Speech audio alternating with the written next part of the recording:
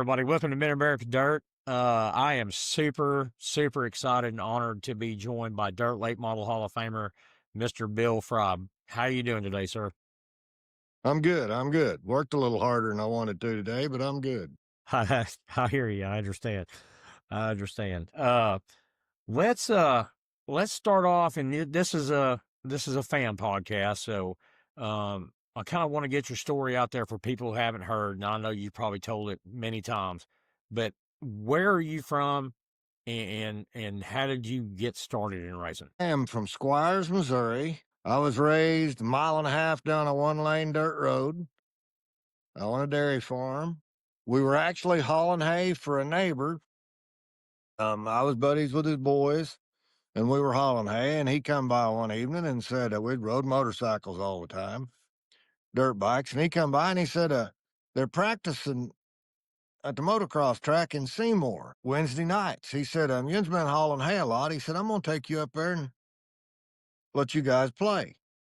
All right. So he loaded us all up and we went up there and we practiced, and about dark we quit. And we was loading motorcycles up, and the promoter come over and he goes, he asked that guy, sir, said, is that your boy there?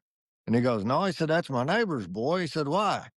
He said, you need to bring him back Sunday. He said, no, sir, I ain't doing that. He said, his daddy don't want, he said, I'm sure his daddy don't want me to bring him back. And he wouldn't. And I didn't even ask my dad. I don't think he would have either. But I got my sister's boyfriend to take me up there. And I ran second that day on an old wore out Honda with a pair of army boots on, or a pair of lace up boots, an army shirt, and a pair of leather pants, and a $12 Arthur Fulmer helmet.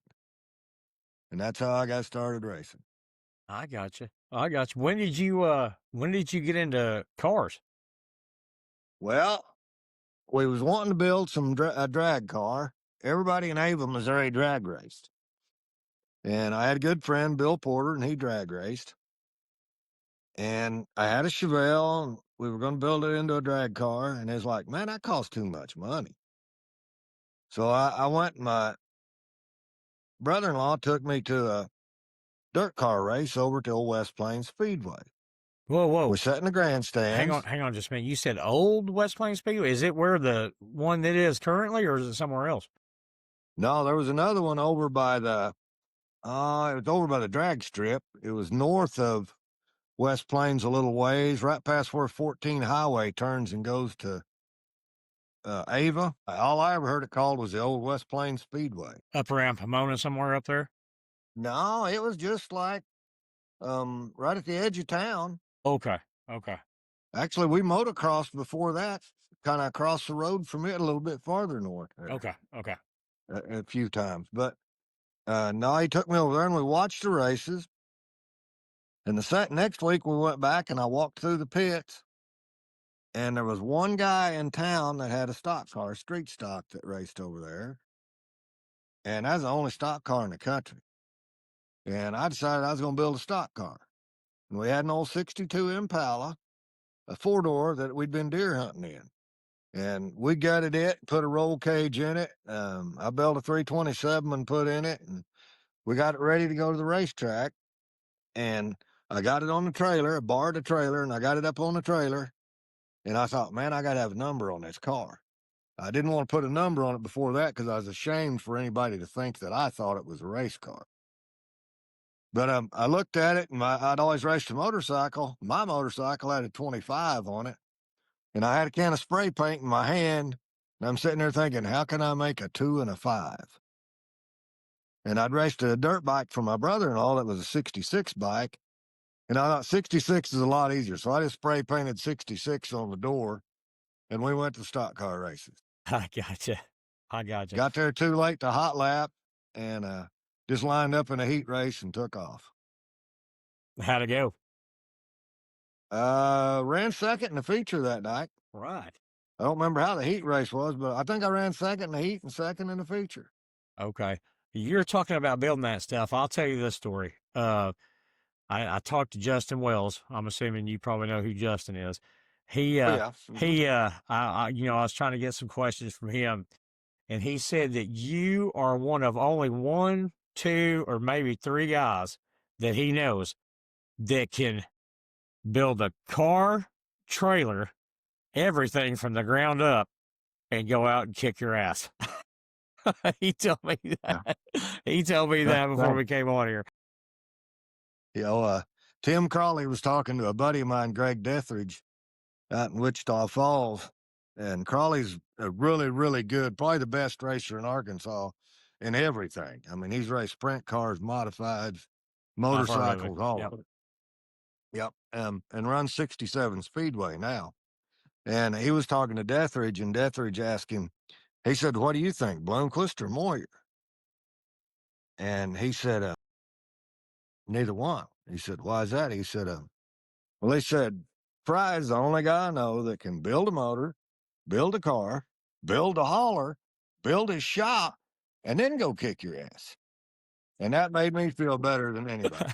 Right there. That was the biggest compliment anybody could ever pay me. Yeah, man. Just like Yeah, Justin. You know? absolutely. Absolutely. So I mean, how did you get so good at that stuff? Because everybody I've talked to said that you're one of the biggest innovators um out there, that's ever been in the sport. How did it come to you to do all that? Well, that first car, this is the innovation that was in it. All I knew that a race car needed to set low. So I took the tractor with the front end loader and I smashed the front down and I welded some pipe between the frame and the upper A-frames to hold the front end down. And I smashed the back of it down and tied it down with chains. And that's all I knew. That's all I knew to do. And we went to racetrack and run second. And then I didn't have nobody around to race stock cars. The boy that raced street stocks the year before had quit. And nobody, the closest guy to me was like 40 miles away, was Mike Harris from Theodosia at the time, before he moved to Lebanon. And I'd talked to him a little bit, and I started racing it. We went to fairgrounds, and I raced a race up there in Springfield. And then we started racing at Branson. And Branson Mike had had a told me racetrack? that you need, yeah, I yeah, did not know 65 that. Raceway. I did not know Yeah, that. between, you know where the shooting deal is there on 65? Yeah, Between Branson and Springfield? yeah. You'd pull in there. That's a 3/8 mile dirt track. No joke. I'll be That's the daggone. grandstands of the dirt track. I did not know that. Uh-uh. Yeah. Well, I was racing there, and Mike had told me you need a 3/4 ton left front spring and a 1 ton right front spring. So I had them in this old Chevelle or GTO. I don't remember which it was at the time. And when everybody else would go watch a late model feature, I'd take a flashlight and go crawl underneath the race car under the trailer to see what I needed to do. And that's how I started learning how to work on race cars, was looking at everybody else's stuff. Gotcha. Yeah, And I mean, I went to work for an old man when I was 16 that was a really good fabricator, and he taught me a ton. And he told me, and I thought of that today when I was working on this truck. He told me that, he said that long after the cost of the project will be forgotten, the quality will be remembered. And he said, as long as you do every job the best you can do, he said, you'll thrive. And that was what I've tried to do my whole life. yeah. Um, I know people ask me to ask you about round, circular, or square tubing on the chassis. And round tubing strongest. Um, it, I don't know. There's been a lot of races won boat with all, but everybody now is round tube. You can make a round tube stronger than a square tube. A square tube, you're welding to a flat spot and you can wallow it. It bends in the flat area. A round tube saddles around it. The tubing, when you weld to it, saddles around it. It's a lot stouter. You can make a round tube car a lot lighter and a lot stouter. I gotcha. We built Um, a lightweight car in 92 to race a few places that didn't have any scales. And me and Burden and Garrison built it one winter. And when we got done, it weighed 1,540 pounds ready to race. I read that today. I read that. Yeah. And what are they today? Like 32 or 32 and a half? Uh, Most late models today is 20, without a driver, about 2150, Okay. 2200. And that was somebody you mentioned the name there, and somebody else wanted me to ask you that. How was it being Verdon's teammate? Verdon was constant entertainment. He could he was he, it was entertainment the whole time. There was never a dull moment. You we He's as good a friend as I've ever had. We went up and down the roads. We worked every day together. We worked all night together. We got outran together. Um, got in fights together. We got it all. I mean, we done it all. We went all over the country. Um, he would a lot of times when I'd get out there, he would calm me back down to think about a race car again. I'd get to trying something, and sometimes he'd say, "Sometimes you got to go." He said, "Sometimes you need a road map to get back home." And we'd calm down, and go back where we started. Yeah. Yeah, somebody wanted me to ask you about that. And then also I heard a story about you from a guy at Crawford County. His family's raced there forever. He said when he was young, he remembers you coming in there with an open trailer in your pickup truck, just you, nobody else. And he said you'd roll that car off that trailer. You'd roll it off down through there, and you'd go get back in it and pull it right back up there to your trailer. He said you'd come down there with no help, just you. I don't ever remember coming with no help. We went to a 10,000 to win street stock race at Crawford County, and it was me, my wife, my dad and mom, and I guess that was it. And it was one of those where they had, I think there was 180 cars because Golly. we timed in seventh, which would have put me starting on the pole of the seventh heat race. And when we hot lapped the next night, I broke a lifter and a motor. So we had a spare motor in the back of my dad's truck with a camper shell on it. We set the camper shell off. Somebody had a ramp truck with a ramp hanging out the side of the tire rack and a come along. We pulled a big block Chevy out of a Monte Carlo, pulled another big block Chevy out of the back of the truck and put back down in it. And we didn't get it ready to run the seventh heat race, but they told us we could start the 17th heat race, but we had to start dead last. And there was 20 Dadgum. cars. There was 10, yeah, 20 cars in each heat. 20? 10. Been 10 cars in each heat. Holy cow. Yeah, 10 cars in each heat. So we started tailback in the 17th instead of starting on the pole of the 7th. And we ran second in it, but you had to win it to make the feature. So that put us in the B feature, and then we started 17th in the B feature because we was in the 17th heat race. And we finished seventh in it, and they took top 6 cars to the A feature. Oh So man. we missed the feature anyway. Now was this pre late model days? Oh yeah, Yeah. this was 1983 at with an old homemade street stock down there. And actually, Daryl Moore, his boy Farrell Moore, was about 16, and he helped me and my dad and my wife change that motor in the pit. And other than that, we changed that motor. Now when did you get into the late models? In late models in '87, I went to Larry Shaw's and bought a used car, used late model that forgive me, Yarborough's had. David Yarborough raced it, and it was an old Moyer car. And we bought it and come back, and I put the small block. I had a small block Chevy built for my street stock, and we put it in there. And we went to Monette on a Sunday afternoon for the season opener.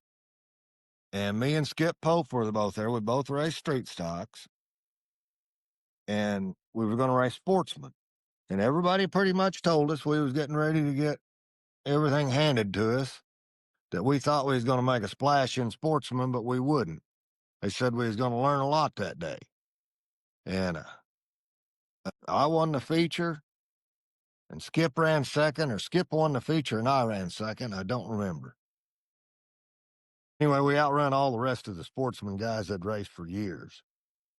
And I went to racing late model, and Skip stayed racing sportsman.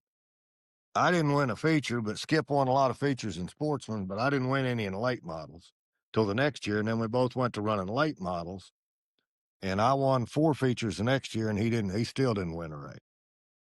Okay. So it was that's when we started, and then '88 I started '87 and '88 in that old Shaw car. Okay. Now, did you I know I've had Ken Essery on here. Did you know who he was back then? I mean, was he pretty big back then when you were starting out? Oh yeah, he was everybody's hero at that Yeah. time. Heck yeah. Yeah. He wanted me to ask you a question. He wanted me he's I told him that you were coming on here and he wanted me to ask a question. He wanted to ask me to ask you about the race that your dad came to after the heart attack. Trying to remember which one that was. I know we were getting ready to go to the race, and he had a monitor on, and his brother stopped at the house to see him, and Dad told him he didn't have time to visit. He was going to the races, and his brother said, "You mean I drove down here to see you, and you're leaving?" He said, "Yeah, we got more important things to do."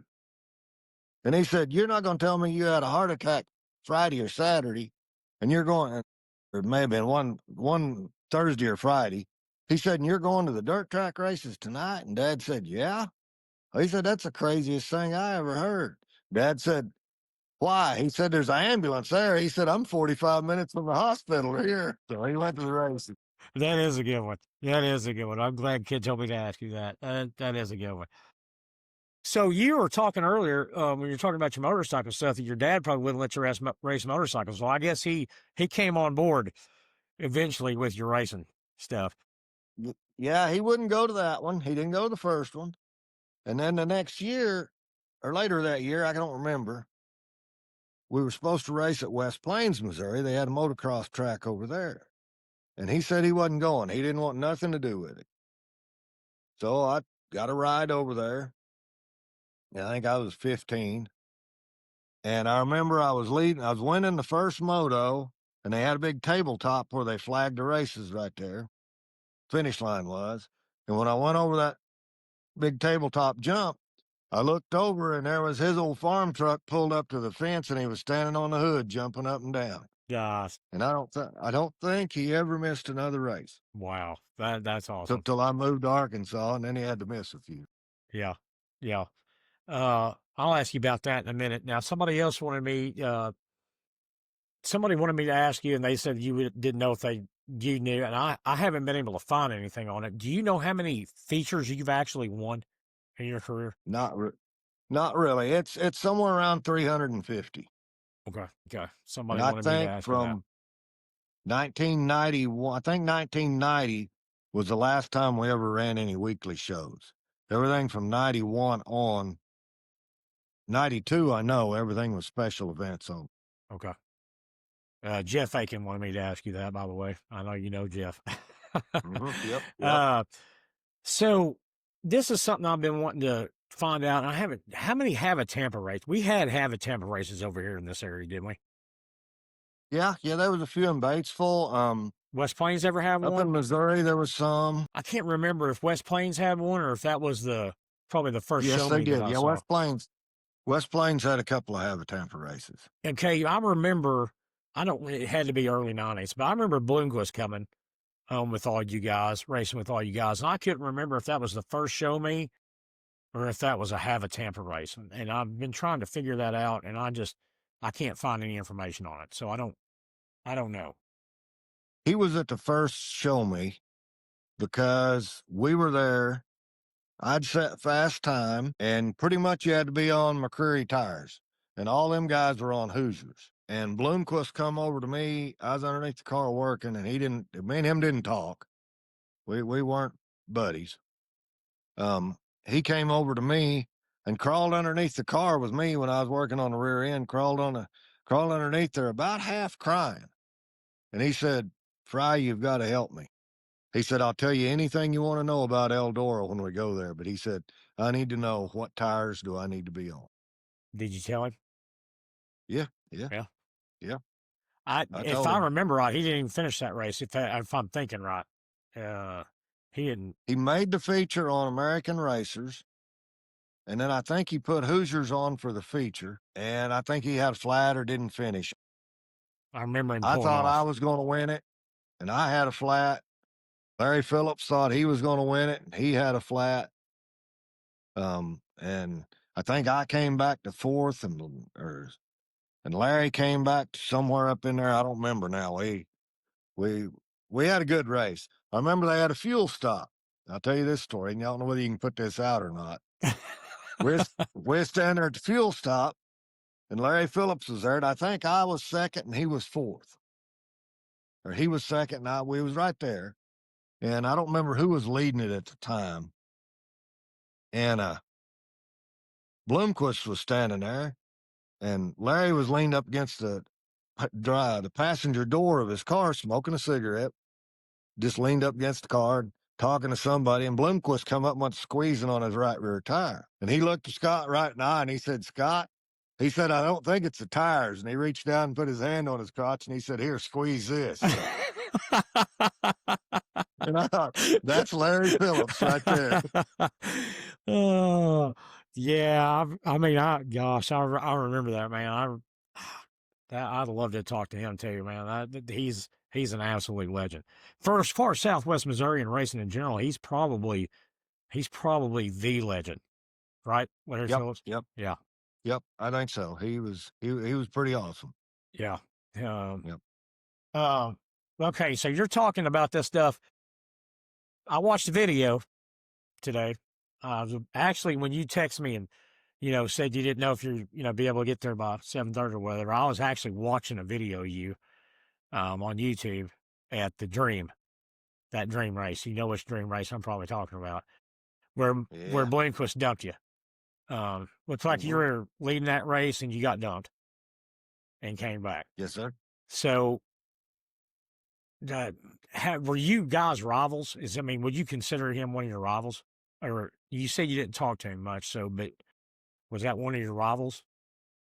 Yeah, yeah, he was. I mean, we were two different people. He tried to be the bad boy. I mean, he tried to, the yin and the yang, the black stuff, the all all that. He played people. He had wrestler buddies, and they taught him how to play people and bring. He everything he done was for $1 or to sell a t-shirt. Didn't drink, didn't party with him and stuff. And it was, yeah, we never came to blows, but we probably would have that night if Earl Baltz asked me after that night at Eldora. He said, "Son, when you run over him out there in turn 4, what was you thinking?" I said, "I was thinking if I get his ass out of the car, I'd whip it right here on the track." Earl Earl Baltz looked at me across the table and he said, "Son, that'd have been a really bad idea." And I said, "Why is that?" He said, "They'd have tore the fence down." He said, "They were already crawling, climbing the fence." He said, "They'd have tore it down if you'd have done that." I saw it. I saw the people up at the fence and stuff. Uh, that is the loudest. You could hear the crowd in that video. That's the loudest I've heard that crowd. I went to the Dream this year, and Josh Ross won that Thursday night feature. There at the Dream Mhm. that they had to redo, and that crowd went nuts from that kid when he run that race. And that night that video I watched of you and him, that was just as loud. I mean, if you can hear it on camera like that, that's exciting. Those people were excited. They really Well, were. we won a race at Dixie once, and I started at the back, run second in the Concy, and I passed Bloomquist about lap 78 at Dixie. And it was packed grandstands for that Tampa shootout. And no lie, when I passed him on the outside down the front straightaway, I could hear the crowd over the motor. And I'd never heard that at a dirt track before on the gas like that. How'd that make you You could feel? hear the crowd. Yeah, it felt good now. Yep, it was a, Yeah. Speaking about rivals, I mean, hey, what I want to ask you guys this, and I asked Ken about this, and Ken said that everybody got along better back then than they do now. And I want to ask you about that. I mean, did how you and Moyer and Ken and all these guys and um, m- did you guys talk? Were you friendly, or did you just was it competitive enough that you just went out there and raced? Racing late models in Southwest Missouri, it was like I felt like everybody was my friend. I made a few mad. I'm sure I did. Probably a few made me mad. I'm not gonna say they didn't. But I know I made a few mad. But we were all friends. You could go ask anybody for parts. You just did it. I mean, it was everybody was there just trying to race. Yeah. And was it like that when you got out of Southwest Missouri? Yeah, I mean, me and Terry Phillips probably had the biggest rivalry, and I think Larry caused a lot of that. Larry would tell Terry at the shop, this is what people's told me. Larry would sit there, and of course, Larry talked to Terry like he was a dog. And he would sit there and tell him, that dumb farmer's kicking your ass. You're going to have to do something. You got the best stuff in the world, everything you got right here. And that hillbilly's out there out running. And I know that caused a lot of the problems between me and Terry, I think. Wow. But I think that was I probably had more problems with Terry than anybody, but we raced harder than everybody else too. Yeah. Well, you dumb racing hillbillies were pretty daggum good and farmers, because I know Kid Essery is one of those too. Yep, yep. Heck yeah. Uh, that's, yeah. Let me ask you a question. Now, I may edit this out. I don't know. Do you remember Tony Carden? Oh yeah, Called him talked to him. Scratch. I talked to him. No, the one day this week. Where was we at? Well, I seen him at Walmart Sunday. What happened to him? That guy was good. I mean, it seemed like, if I remember right, he drove the GRT house car for a little while, didn't he? Black number 7 with Harvest Foods. Yep, he was. To this day, I'm still going to say he was the most natural talent I ever seen in a dirt late model. I've heard other people say that, and then he just kind of disappeared. I don't know what happened to him. Yeah, I heard people say that, like you just said, that he might have had some of the best natural talent they'd ever seen. He hadn't raced in 2 or 3 years. Showed up at the Show Me 100. Roland Nix brought a late model that nobody'd raced for a long time. Uh, Roland had set it up. Tony gets in it and sets fast time at the Show Me 100. Hadn't been in the car in 2 or 3 years. Well, I thought I'd ask you about that. Yeah, I knew he was from down there in that area, so that's why I was going to Yep, ask you about it and see if you knew. Um, yeah, I'll say he works construction, does dirt work and stuff, runs a bulldozer and a track hoe. And every once in a while, you'll see one of my hot rods coming down the road, and he'll jump out of that piece of equipment and peel his shirt off and start waving his shirt like it's a flag at me going down the road. that's somebody else somebody wanted me to ask you about, was your hot rods. They said you apparently got some. Yeah, I can waste more gasoline than most. What do you got? What do you got sitting around? I drove a 72 Chevy pickup, my shop truck. Got the motor in it. Finally got it lined back out again. Drove it home tonight. I drove my wife's 80 Z28 to town last night to eat supper. I drove my 1950 Willys Jeepster before that. Drove the Blazer, 84 Blazer this weekend. We're going to Bartlesville Sunday, or not this weekend, but the next weekend, to that Woolarock State Park. They're having a big period correct traditional hot rod show out there.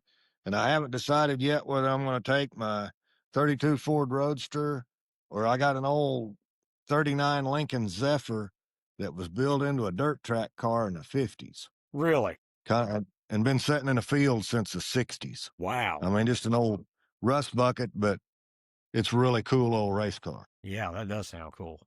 That does sound cool. But my wife says you got to have a tetanus shot to ride in it.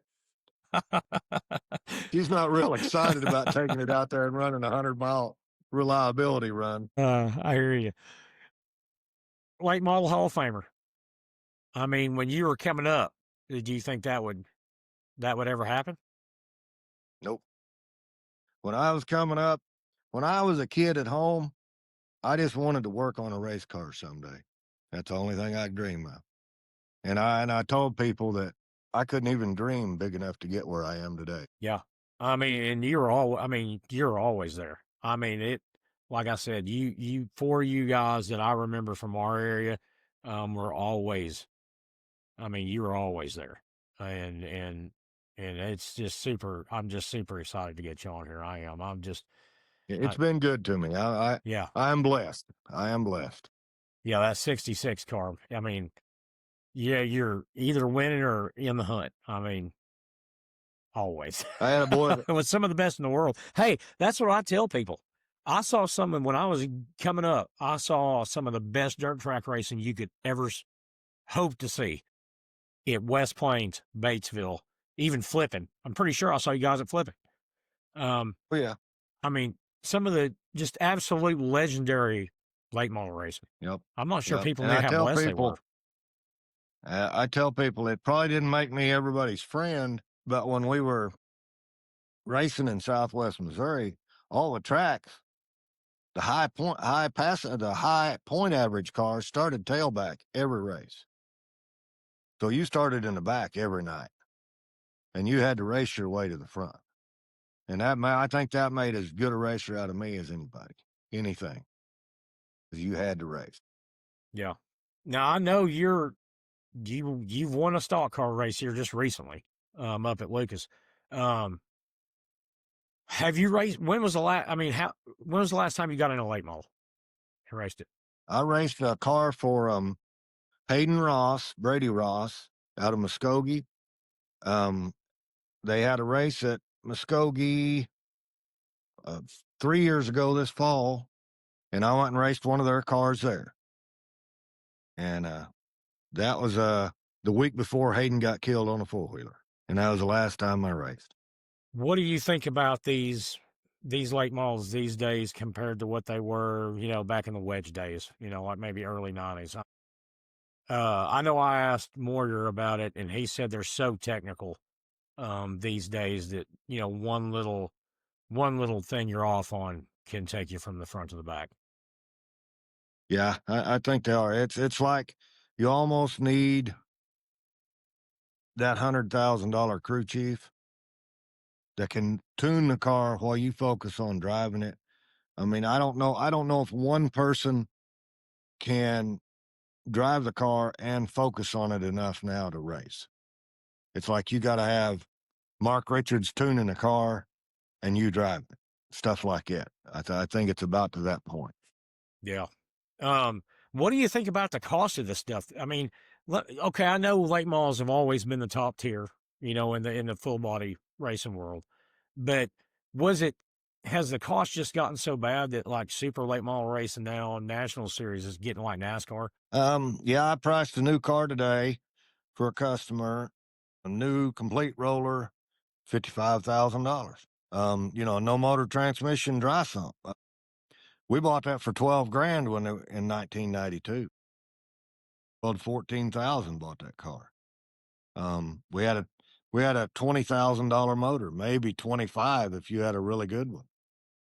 Now they're 45 to 55 for a really good one. And the problem is a lot of them still racing for $2,000 like we did in 1992. I know I've seen the same purses yeah, I've seen that, and I don't even know Yeah, how you could afford it. I know some of these guys say you got I to don't have either. 15. It costs $1,500 close just to drop the doors on that trailer and go racing. Yep, yep. When we raced around the country, we figured we needed $2,000 a weekend to break even, and that's probably 10,000 now if you raced on that level.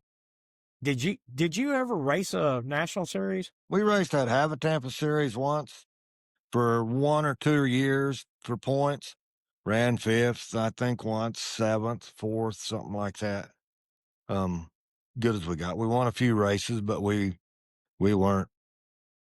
We were in a one car ramp truck with a couple guys helping, and we were racing big money teams and with a lot of help and stuff. So Yeah.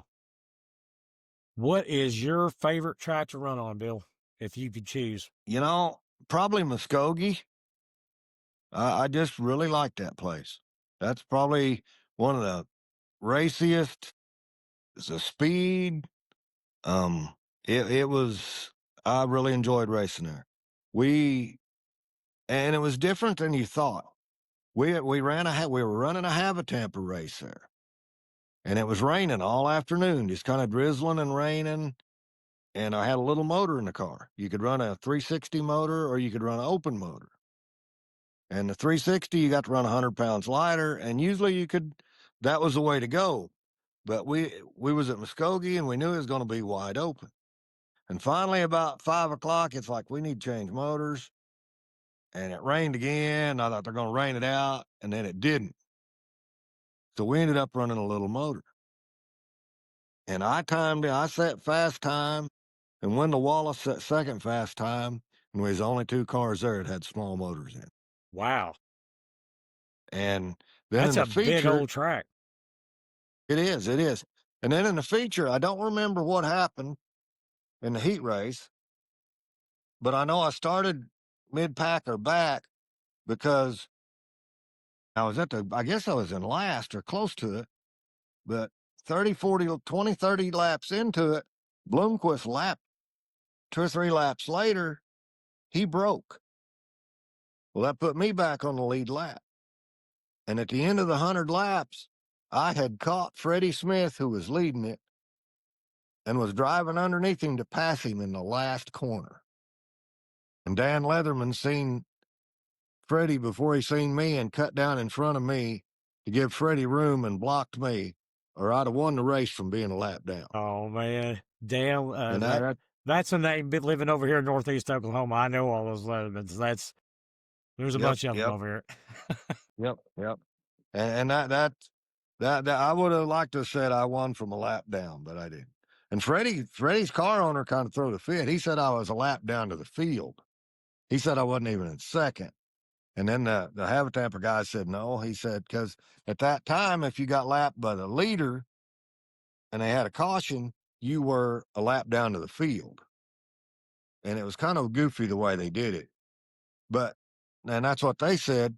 But they said when Bloomquist broke, the leader wasn't there no more, so I wasn't a lap down. That made Freddie the leader when Bloomquist broke. So I guess I got my lap back. But that's how racy the place was. I came from a lap down and was going to win the race, I thought. Yeah, I love that place. I was there last weekend for that senior series race. And Yep, I yep. can actually say, Bill, that I've raced on Thunderbird because Brady Ross had a spectator race in intermission.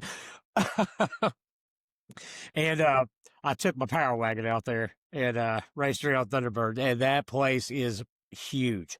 That is a It's pretty huge. fast. I had that big old 2,500 power wagon going 100 miles an hour down the straightaway. And I put on the brakes going around that corner because I didn't want a barrel roll through there. My wife would kill me if I barrel rolled that truck. Yeah, yeah. It was fast. You could get hurt there. Yeah, it was. And man, that Eli, man, that young man is good on that track.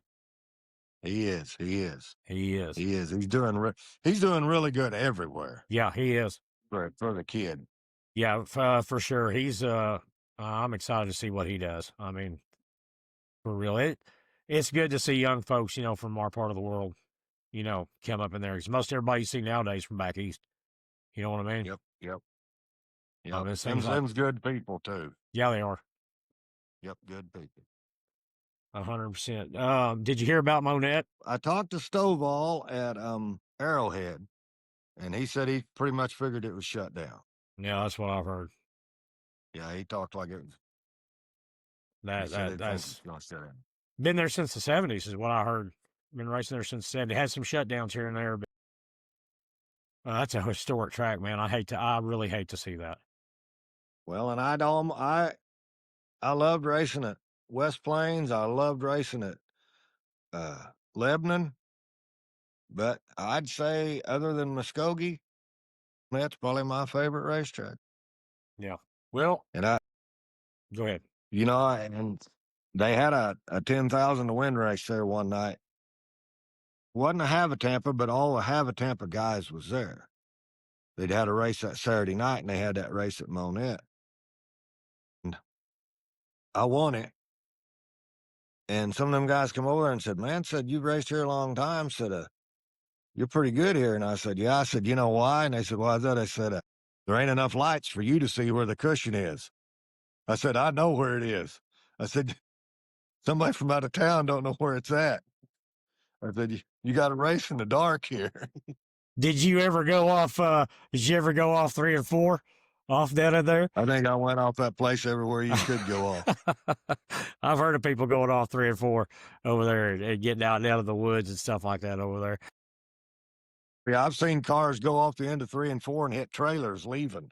Oh yeah, Somebody run off the end once, and somebody was riding on somebody's trailer fender when they was leaving the racetrack, man, and they hit the trailer, and they seen them coming, and they clumb up on the fenders. Only thing that saved them getting hurt bad. golly, yeah. I noticed they shut down when they're racing. They don't let anybody go down that pit road, and I see why.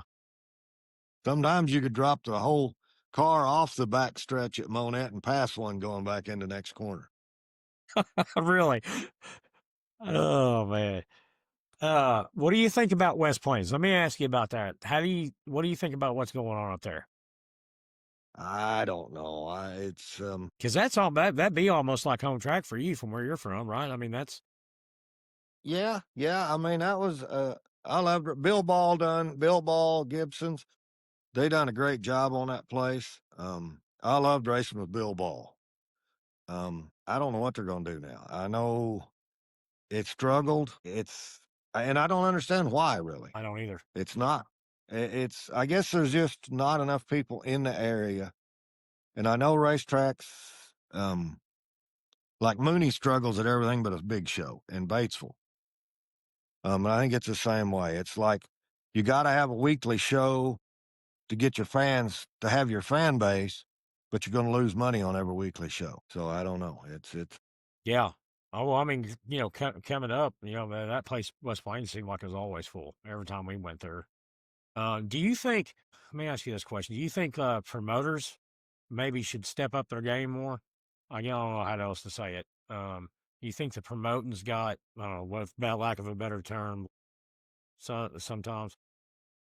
Well, I can't say that they're lazy. I think I think, and when we raced some of those summer nationals up in Illinois and Wisconsin and stuff, we'd race, a lot of Wednesday, Tuesdays, Thursdays.